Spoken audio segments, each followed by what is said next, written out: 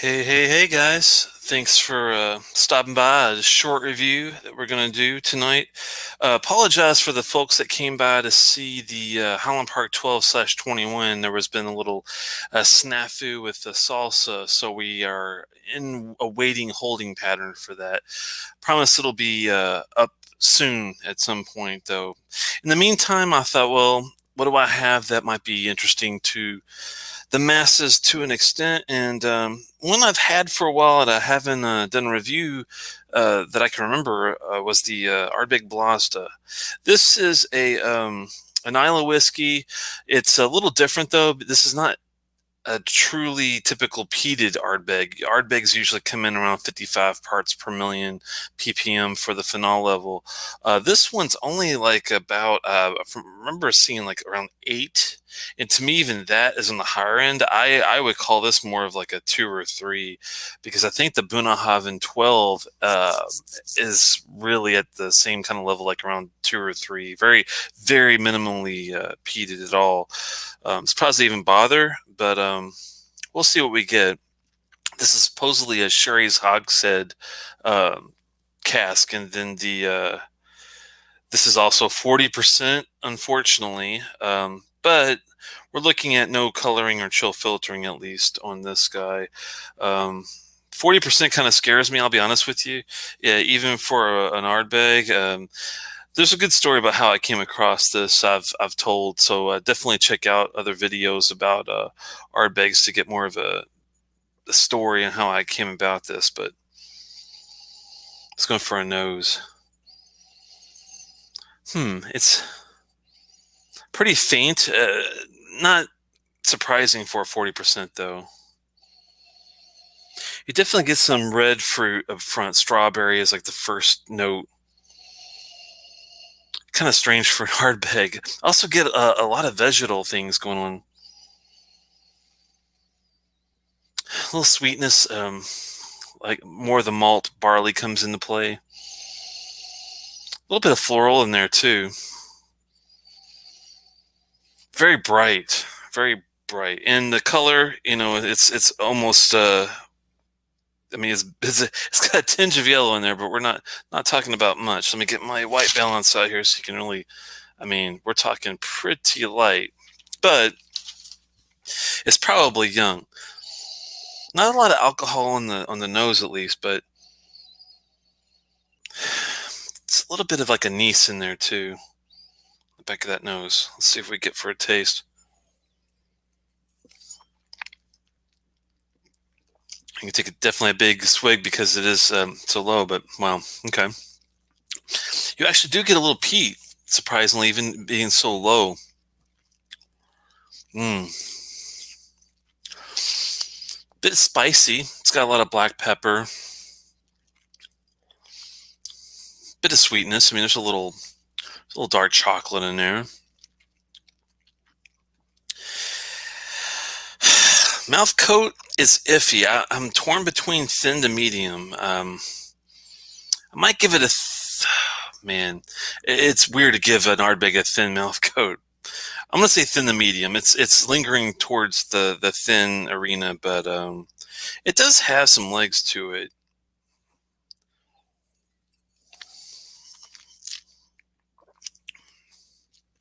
A little bit peat smoke even on the back end. It's not dry, thankfully, but other than the few notes that I mentioned, man, it's hard to get much. I mean, there's vanilla, the toffee, your typical. It's very not a lot of sherry going on with this, even though it's sherry hogshead. I don't really get that a lot here. This to me tastes more like a ex-bourbon cask, really. I guess the spice is where this comes into play.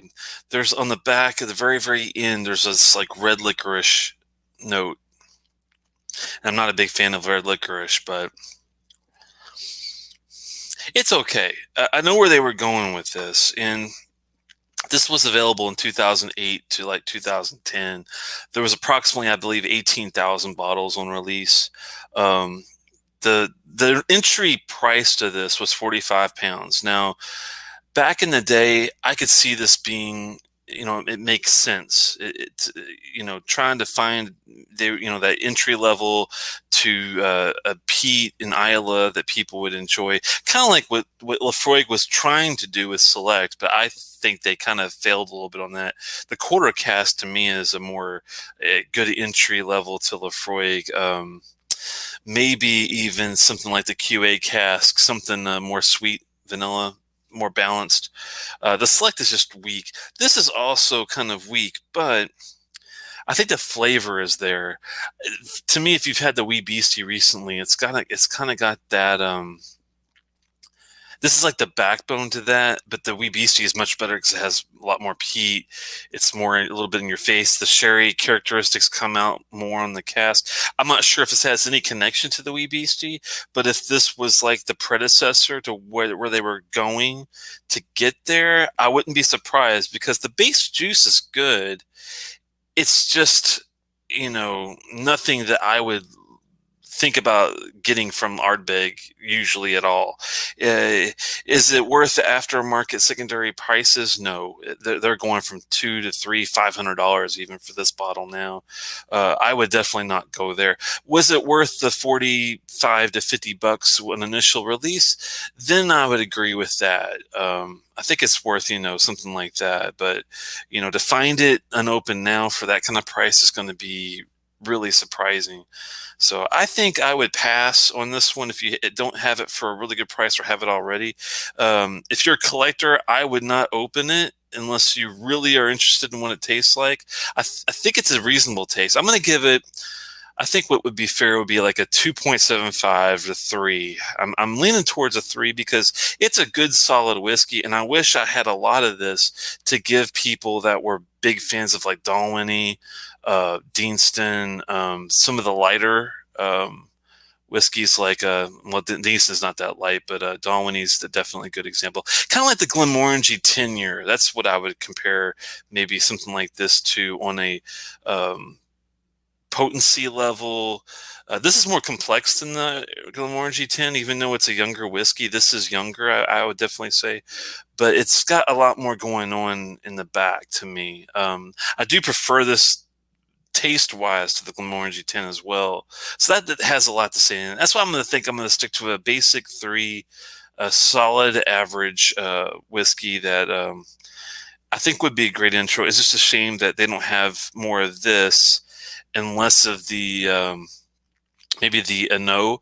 I like the Ano. I know a lot of people are kind of iffy on the whether it's a great whiskey or not.